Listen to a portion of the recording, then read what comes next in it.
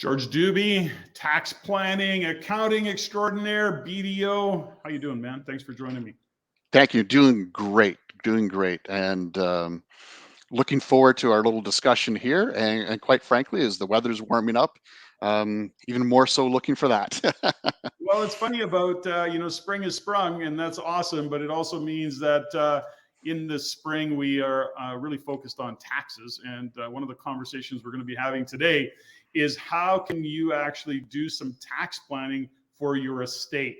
And big topic. I'm going to narrow it down into a couple of three questions, but let's lead that conversation. And I think it's an important question: is why do we even need to have a tax plan as part of my estate plan? Why do we need to have a tax plan as a part of my estate plan? And I want to just share one really quick story about me. When I was a young man, I was getting life insurance. I'd opened my business. I was probably in my early 30s, maybe late 20s. I got a life insurance guy, and he's talking about insurance, and he mentions tax planning to the degree I didn't really have an estate. I didn't even know what that word really meant in the Right. context of estate planning. But I had the attitude as a young man. I'm going, nah, I don't have. I'm not going to worry about it. I'll let whoever's left over worry about that stuff. And he looked at me and he goes, dude, you have no idea. And then he walked me through what happens on somebody's passing. Now, of course, this is all kind of part of that, isn't it? Really, when you start tax planning and your estate planning, that's also part of this conversation. So I don't want to take it off the rails, but I just wanted to add that insight that it is important to have a tax plan and an estate plan. I'll let you lead the way the rest of the way there, George. Sure. So where I was heading initially here, and still on track, is to say, obviously somebody's passing away. It's tragic. I mean, there's going to be time required to deal with that in various ways, and financial matters are hopefully not one of the top things that are coming to mind right away. That said, there, as you indicated from your discussion, I mean, there's certain things that happen from a tax perspective.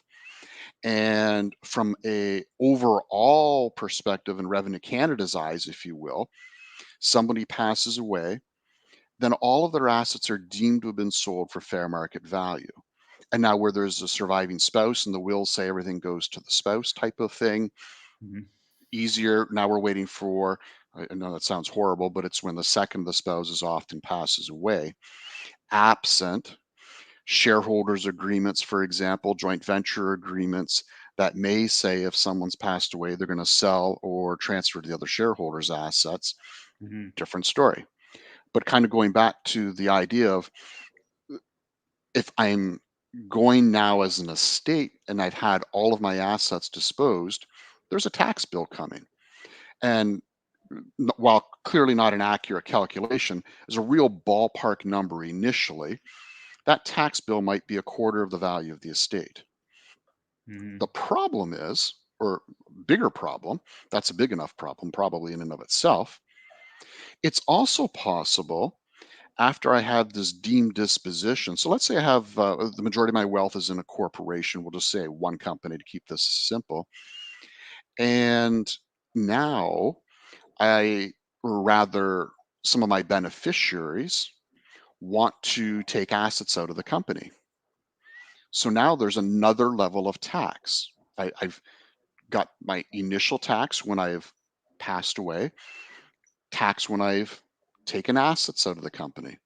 Wait a minute, there could be a third level of tax because I may have gains. So if I've got some real estate, for example, or stock portfolio in my corporation, I've triggered another level of tax within the corporation. So if I'm not thinking about things, I've just triggered three levels of tax all on the same amount of money. And so you don't need to be much of a tax genius to figure out that was not a great plan. And so it's to say, okay, let's try to put that into place. But now we have an issue where some of the planning that we often like to do, it must be done within a year of somebody passing away. And a year sounds like a long time. And I Mhm. get that. But when you're starting to deal with perhaps some business activities, a real estate portfolio, this, that, and the other thing, family dynamics, add to it, maybe there's a little bit of fighting within the family in terms of who gets what. Wow, that year passes by really, really quickly. Well, and I mean, not sorry to interrupt, Oh, George, you're but it's a really good point, and that time does go by, and certainly if you look at a parent, which is generally seems to be the bigger issue. I mean, there's a mourning process where many members of the family, and even the people, the family members who are perhaps responsible for the estate, they're going through a really difficult mourning process often, and you've lost a parent or now both parents, whatever the story might be, and that takes its time and toll as well. That process of healing and going through it, you could eat up a month or two, and the next thing you know, oh, now I'm down to 10 months and I still got work to do. So I just that's right. share that because I think these are, to your point, a year sounds like a long time, but it goes by very fast. I think it's a for those that haven't gone through that themselves with a complex business. I mean, it's bad enough where the estate is simple. It's again, it's traumatic, Yeah. but you start adding more and more financial complexities to it and whatnot. And some people, their natural reaction, of course, is to bury their head in the sand and Yeah. let me deal with this later. And it's not that they're bad people. It's if anything, they're human, Yeah. and they don't want to necessarily address some of these tasks. Whereas some of them have not necessarily been perfectly done up in advance, but at least we started to sketch out part of that process. And Hmm. then the executor, a couple of the main players, for example, know in general this is going to happen, this is going to happen, etc. Hmm. Now you can start to let some of the advisors, and whether that's investment advisors, the accounting, the legal, etc., work on some things behind the scenes to really make it easier for the family itself, Hmm. and take the time that you need. Well, this really comes back to, understanding, to your point, the tax planning. We can't stress enough, George, you and I have been doing this a long time in terms of having these conversations and understanding the dynamics of businesses and real estate and what can happen, of course, that life comes along and kicks us in the ass. And the next thing you know, we got to deal with the passing of somebody and then the complexity of unwinding that. And really, let's face it, we want to make sure the tax consequences are minimized and as clear as possible. And as much as some people are very organized in this, we can't stress enough, you and I, is that sitting down with your accountant and your lawyer and ultimately putting a plan together. And so, in your case, when we talk about tax planning and estate planning, there are some legal things that go on in the background, especially if it involves, assets like a business or in Right. this discussion as well as real estate. If you're giving somebody guidance, are there one, two, three things that they should actually be considering, without overwhelming people? Is there two or three things that they need or steps that they can take right away if they haven't started this process yet? Or even I'm going to double up the question, which is one of my bad habits. Uh, is there an age we should be starting? If I'm 20, I've got no assets. Why am I thinking about this? If I'm 40, well, maybe I've got something going on. What's your thoughts in that as well? So, two or three questions that we should be asking ourselves. And then, is there an ideal age or is it any time? Yeah, let's hit the age one first because that's a little easier. And so, yes, I think it's the answer is yes, you should be. And that's regardless if you're 20, 40, 80, whatever that may be. Mm-hmm. And yes, there's going to be different levels of focus and work related to that. The nature is going to, of course, be very different depending on where somebody's at with their life cycle. But part of it is as well as to acknowledge we don't know we're necessarily always in that life cycle span. The good Lord's going to tell us at some point, That's a you're at the end. good point. uh, So I guess the and answer to that question is if you're an adult and you're alive and you're generating income and or growing a business, that's the time to sit down with your accountant and say, okay, I got to start doing some estate planning. Walk me through and give me some questions or what do I need to do to take steps forward? But right. specifically, what are some steps Yes. around that So, conversation? in part, I'll just finish that part off and just to say, like, and I think I've mentioned this. I've got one particular client, and it's, I mean, we all have clients of this nature as advisors, but my most recent email to them, again, and I quite frankly now I'm scared because I want to ensure if they get hit by that proverbial bus, Mhm. their next generation doesn't kind of go to their lawyer and say, "Hey, why didn't my accountant advise me to do something here?" Because right now they're easily throwing away $700,000 a year, not doing any, relatively speaking, basic planning. Wow. And to me, that's just, I don't comprehend it. Yeah. So all I can do is urge people. I appreciate not everybody's got the same numbers involved, Yeah. but Of course. those are just decimal points. The theory is the same. And in terms of some of those things to be thinking about is, well, part of that is who's taking over. What's going to happen with my for most of us, it's a portfolio of real estate and perhaps some other business activities that are going Mhm. on and maybe some other private investments, etc. But like one of the big things that we tend to get, and I alluded to a little bit earlier, was if we have, for example, a number of joint ventures, or we have a corporation, we've got some other shareholders, investors with, often some of those agreements say something to the effect of, when I'll call that person the founder, passes away, there's going to be a sale of the property, for example, Mhm. or even one of the other investors. And my part of the comment would be to say, wait a minute, if that real estate was so good for the founder or other investor, why wouldn't it also be good for the next generation or the widow or whomever? The nice thing about real estate is it doesn't care who owns it. It just wants to know who to send the check to. That's true. And so it's almost a disservice not to plan for Mhm. what happens afterwards, particularly where that founder is really actively involved in the property management, for example. But even like for Robin and I, neither of us are involved with the property management, but Robin is involved with kind of managing the managers. Mhm. And yes, we obviously, I see reports and all that sort of good stuff, and she's more active into that. But there still needs to be the planning. And then next part to that is, what's the mentorship plan for the next generation? And in many cases, it's going to be family as the next generation, but it's not always the case, particularly Mhm. in perhaps some other businesses. It may be an arm's length individual, and it may be an arm's length individual watching over my business or my real estate or whatever it is, but my kids have control over that, or voting control, or a good chunk of it. And maybe they have a minority position, but it's still financially important. So let's get some of those types of things out on the table. And one of the big things that I, in terms of like to being able to do, and you're asking for, hey, what are some quick things that I can do? Well, again, is my will up to date? And then coordinated with my shareholders agreements, partnership agreements, etc. Should I have a family trust in place? I mean, we talk about these deemed dispositions. Well, one of the best ways of saving taxes is not to sell something. And so if I've got a family trust, it's possible not to sell stuff.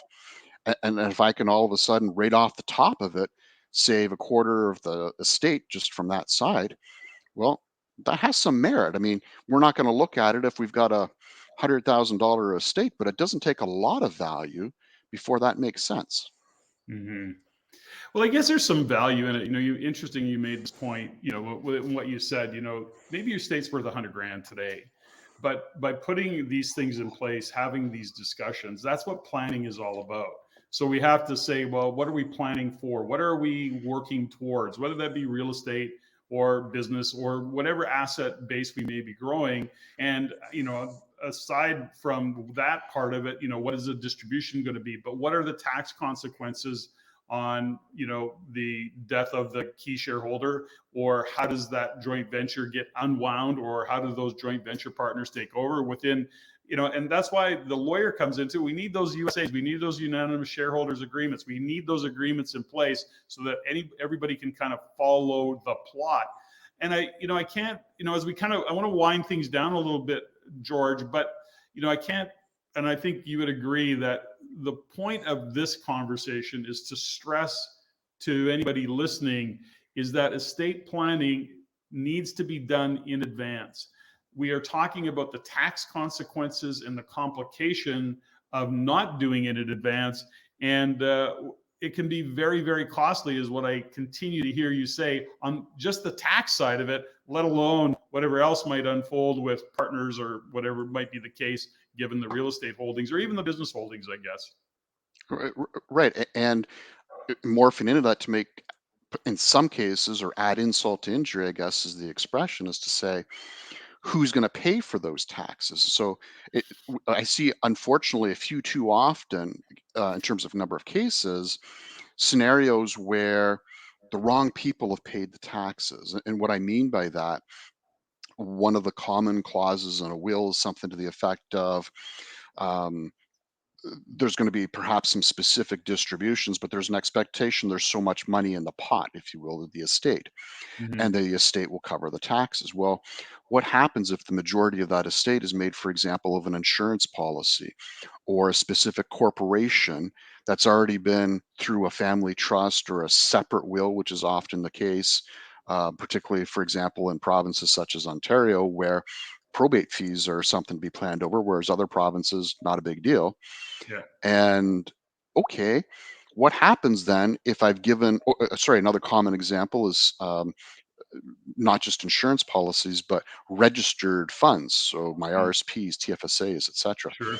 What happens if the on the my TFSAs, registered funds, insurance, I've got that going to Billy Bob, whereas the rest of the estate, which is small, is going into the estate itself. The estate's going to cover the taxes in most cases. So all of a sudden, Billy Bob's got all the assets, didn't pay the taxes. And Mm. so where Betty Sue was supposed to be doing that, then she may not be very happy, particularly if they're siblings. Or what happens in where there's mixed marriages, in the sense that there's been a prior death or divorce, separation, and a new spouse is introduced. Again, from a pure tax perspective, passing assets along to a surviving spouse is great. But what happens? There's some kids from the first marriage. Now everything's gone to the surviving spouse. And it doesn't take much of an imagination to see, it was quite possible the original children get nothing, the new kids or kids from a other marriage completely get everything. Hmm. And so it, those types of things are, relatively speaking, easy to fix, Hmm. but they do need a little bit of forethought, because we use the boilerplate solutions. We often unintentionally get ourselves into a corner that we just can't see a way out of. Yes. Well, listen, George, your insights are always fantastic. And they're really, I guess, timely reminders, but they're just good reminders always to kind of look into the future a little bit. And none of us like to pay taxes. It's the worst thing in the world. I don't like writing the checks. I try and be grateful and say, well, we live in a beautiful country and my Right. taxes go to make sure that we sustain that beautiful country. And I try and do my best to look at it that way, but I don't want to pay more than my fair share of taxes. I That's right. just want to pay the fair share and do that in a very constructive and thoughtful and pragmatic way. George, you always lead the way. I appreciate your time, your insights. BDO folks, if you've got some questions, reach out to George. I'll put the link in this description below as well. And George, once again, thanks for your time, man. Thank you. And again, thank you, everybody. Please talk with your advisors. Great summer activity. I know it's not the first thing that comes to mind when you're watching the grass grow in the backyard type of thing, but a little bit of attention to it now is going to save a lot of stress down the road. Thanks, man. Thank you.